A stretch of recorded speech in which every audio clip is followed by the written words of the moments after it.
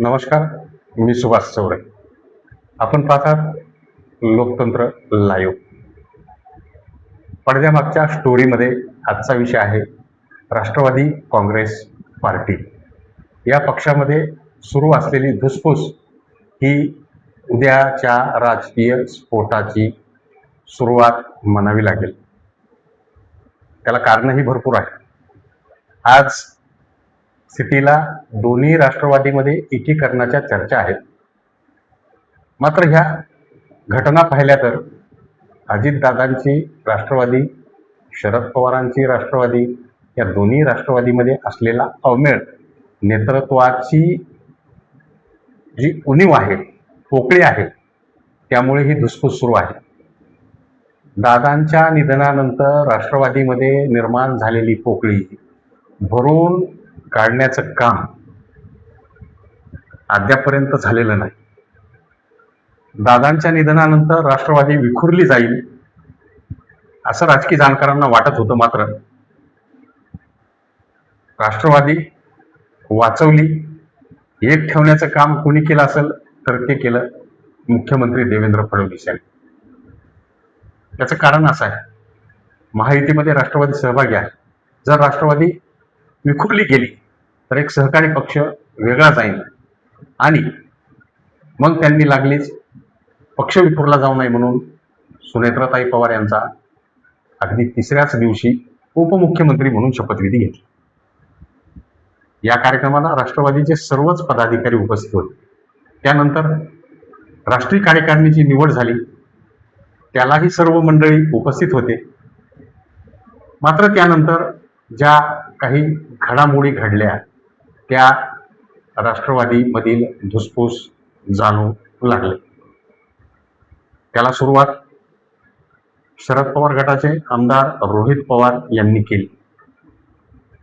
त्यांनी सुरुवातीलाच विलिनीकरणाचा मुद्दा काढला आणि त्यामुळे जी राजकीय लगबग सुरू झाली त्यातून राष्ट्रीय कार्यकारिणीची निवड आणि विशेष म्हणजे आयोगाला देण्यात आलेल्या पत्रामध्ये पक्षांचे जे फाउंडर मेंबर आहेत, ज्याला आपण प्रमुख म्हणता येईल, असे प्रफुल्ल पटेल, सुनील तटकरे, दिलीप वळसे पाटील आणि छगन भुजबळ या ज्येष्ठ नेत्यांना राष्ट्रीय कार्यकारिणीमधून वगळले गेले. त्याचा परिणाम काय झाला? त्याचा परिणाम नाराज लाट राष्ट्रवादी काँग्रेस पक्षामध्ये निर्माण झाली.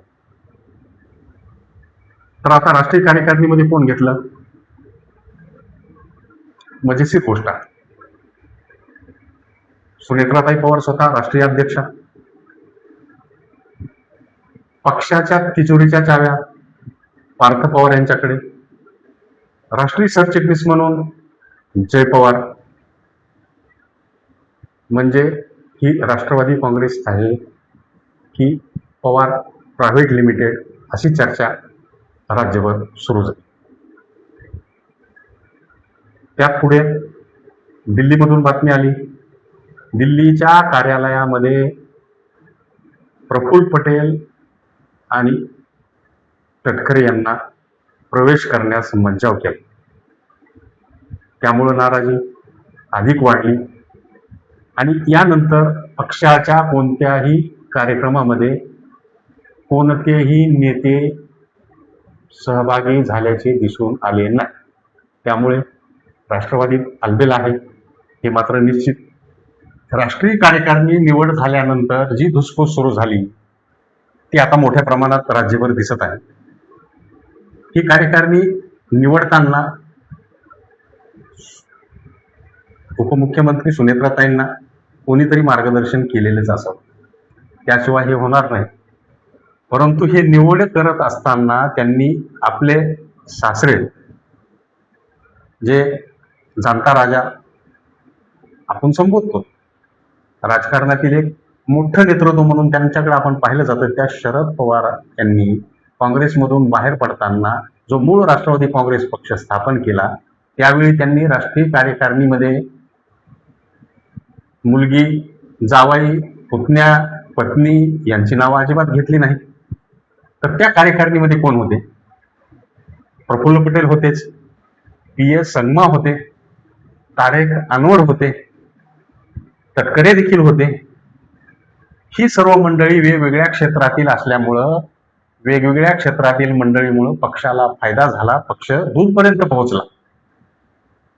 त्यांनी जर कुटुंबातीलच नावं पक्षात घेतली असते तर पक्ष हा बारामती म्हणण्यापेक्षा महाराष्ट्र आपण म्हणून राहिला असता, यापुढे गेला नसता.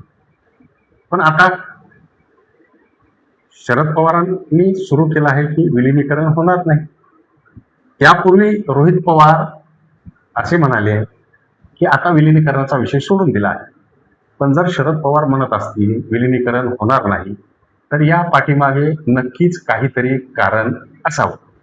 आजपर्यंतचा पवारसाहेबांचा इतिहास पाहिला तर पवारसाहेब जे बोलतात त्यापेक्षा उलट करतात हे सर्वांना ठाऊक आहे. त्यामुळं आता विलिनीकरणचा मुद्दा जर आलाच तर नेतृत्व कोणी करायचं? रोहित पवारांनी करायचं, जय पवारांनी करायचं की पार्थ पवारांनी करायचं? त्यामुळं आता रोहित पवारांनाच विलिनीकरण नको आहे. का तर राष्ट्रवादी काँग्रेस पक्षामध्ये त्यांची आता नेता म्हणून इमेज तयार होत आहे. ही इमेज तयार होत असताना वरिष्ठ नेते मात्र नाराज आहेत. त्यातील एक नाव म्हणजे जयंत पाटील. ते आतापर्यंत प्रत्यक्ष कधीही बोललेले नाही, परंतु ही नाराजी 100% आहे. मग राष्ट्रवादी फुटणार की विलिनीकरण होणार? विलिनीकरण होणार असेल तरीही अडचण आहे. जर पक्ष फुटला तर फार मोठी अडचण आहे. पण राष्ट्रवादीला सांभाळण्याचं काम मुख्यमंत्री स्वतः करत असल्याचं दिसतं. त्यांनी बोलून देखील दाखवलं. पक्ष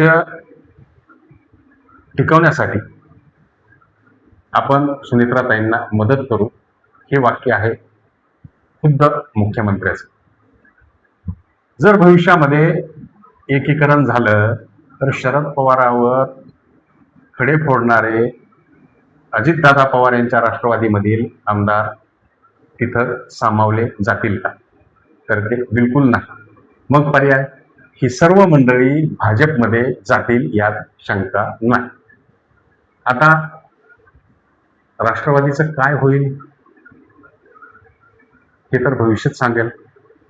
परंतु सध्या स्थितीमध्ये दोन्ही राष्ट्रवादीमध्ये अवमेळ आहे, नेतृत्वाचा अवमेळ आहे, संघटनेचा अवमेळ आहे.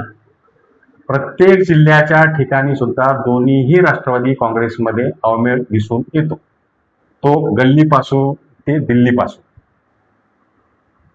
आता हे विरोधी पक्षांना हवा आहे. भाजप हा देशातला मोठा पक्ष आहे. त्यांनी राज्यस्तरावरील अनेक पक्ष संपुष्टात आणले आहेत आणि भाजपाची तीच वाटचाल असू शकते अशी शंका राजकीय जाणकार व्यक्त करत आहेत. धन्यवाद.